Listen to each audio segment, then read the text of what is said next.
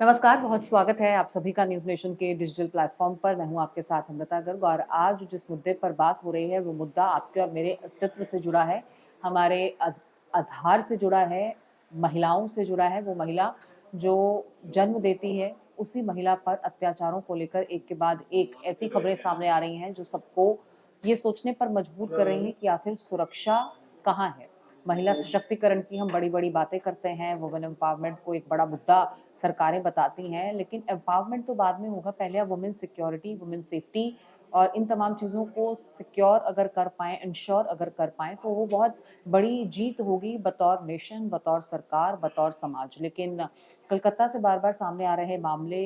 इस पर एक बड़ा सवालिया निशान खड़ा करते हैं, फिर चाहे वो आरजीकर मेडिकल कॉलेज हो, चाहे वो लॉ कॉलेज हो और उसके बाद अब आईआईएम से सामने आया ये मामला, जो फिर से हैरान करता है, परेशान करता है। हालाँकि इस पूरे मामले में एक नया ट्विस्ट सामने आया है। जैसे ही ये मामला सामने आया, प्रोटेस्ट्स देश भर में जो है वो लगातार वो आक्रोश देखा जा रहा है और कोलकाता में हमने देखा कि किस तरीके से एक्स स्टूडेंट्स जो हैं, उनकी तरफ से प्रदर्शन शुरू कर दिया गया है और बताया ये जा रहा है कि दरअसल आईआईएम में बॉयज़ हॉस्टल के अंदर एक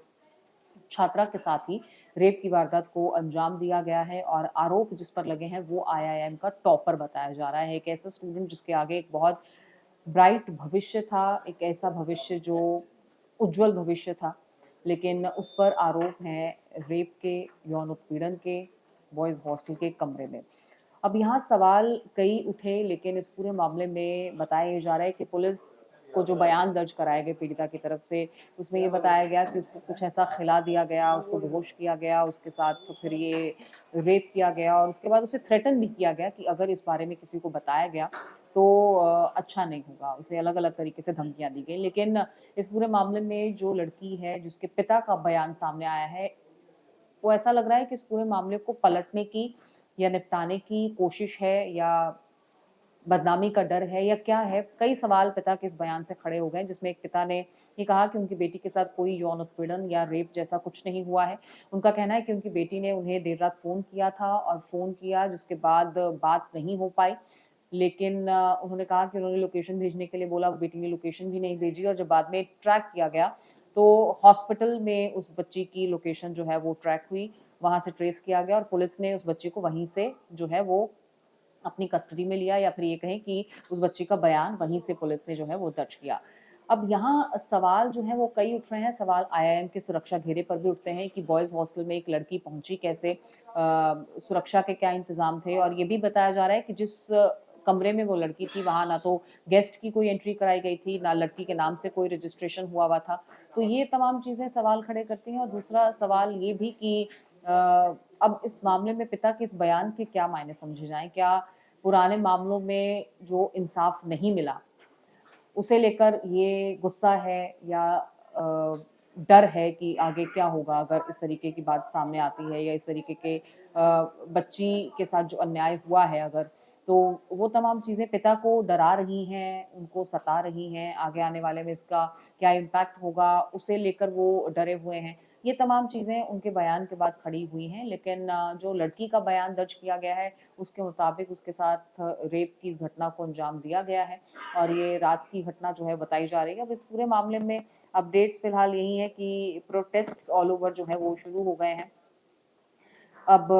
पिता के इस बयान ने पूरी कहानी को पलट तो दिया है, लेकिन इसमें और ट्विस्ट एंड टर्न्स जोड़ दिए गए हैं। अब इस पूरे मामले में पिता का कहना है कि ना तो उनकी बेटी के साथ रेप हुआ है, ना टॉर्चर हुआ है। लेकिन फिर वही कि आखिर रजिस्टर में नाम क्यों नहीं था, हॉस्टल नियमों को लेकर सवाल उठ रहे हैं। और जो लड़का बताया जा रहा है, जिस पर आरोप लगे हैं, उसके बारे में भी जानकारी ये सामने आई है कि वो कैट में बहुत अच्छा स्कोर उसने किया था, 12th में बहुत अच्छे परसेंटेजेस उसके आए थे और आईआईएम का छात्र था और यहाँ इस बैच का टॉपर वो बताया जा रहा है, तो एक बड़ा अच्छा और उज्ज्वल भविष्य उसके आगे था।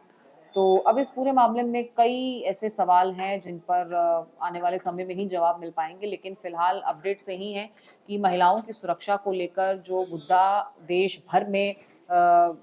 एक चिंता का विषय है, वो कलकत्ता में न सिर्फ़ चिंता का विषय है, बल्कि और गहराता जा रहा है और सरकार की तरफ से या तो इन मामलों को लाइटली लिया जा रहा है, क्योंकि पहले हमने देखा कि आरजीकर में न सिर्फ रेप बल्कि मर्डर का मामला था। उसके बाद हमने देखा कि जो लॉ कॉलेज था वहाँ पर गैंगरेप का मामला सामने आया, जिसमें टीएमसी के ही एक नेता या टीएमसी से जुड़े हुए एक लीडर पर सवाल उठे जो एक्स छात्र भी है। तो अब इस पूरे मामले में क्या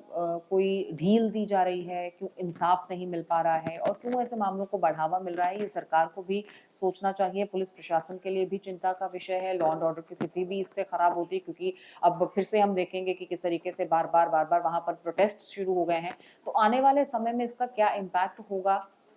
एक बच्ची जो अपने घर से अपने सपनों को पूरा करने के लिए निकलती है, उसके ज़हन पर क्या इम्पैक्ट होगा, उन माँ-बाप के ज़हन पर क्या इम्पैक्ट होगा और फिर ये सरकार, इंसाफ और इन तमाम चीज़ों को लेकर क्या आने वाले समय में लोगों का भरोसा रहेगा न्याय प्रणाली पर, ये भी अपने आप में एक बड़ा सवाल खड़ा होता है। आज के इस वीडियो में फिलहाल इजाज़त दीजिए, देखते रहिए डिजिटल प्लेटफ़ॉर्म पर अन्य तमाम वीडियोज़। नमस्कार।